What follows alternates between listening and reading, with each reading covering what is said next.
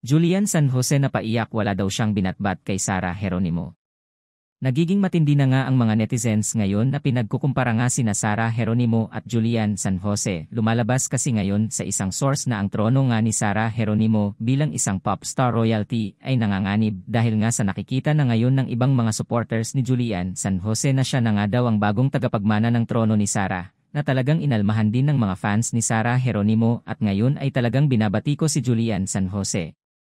Matapos ang mahabang panahon ng pagiging isang popstar royalty ni Sarah Geronimo, wala nga daw makakapantay na dito kahit na sino dahil ito nga ay nag-iisa lamang. Usap-usapan ngayon kung sino ang susunod sa yapak ni Sarah Geronimo at ang kanilang napupusuan na magiging tagapagmana ay si Julian San Jose. Dahil sa issue na ito, maraming mga fans ni Sarah Geronimo ang umalma dito at nagsasabing marami pa ngang kakaining bigas si Julian.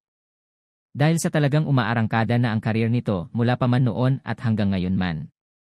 Marami ang naniniwalang hindi kayang akuin ni Julian San Jose ang trono at napakalayong mangyari nga ito. At kahit nga sa biritan ay tagilid nga din daw si Julian kay Sarah kung kaya't naging emosyonal nga si Julian nang marinig ang mga komentong ito sa mga netizens na talagang puro pambabatikos at talagang wala ding bilib sa kanyang kakayanan. Hindi naman nagbigay dito ng pahayag ang nag-iisang pop star na si Sarah Geronimo at talagang wala din naman itong pakialam ngayon sa mga negative issues. Masaya si Sarah ngayon sa buhay niya at talagang mas nakikilala pa siya ngayon lalong-lalo pa at nagiging mahusay pa din siya sa kanyang mga performances at wala nga din itong kupas.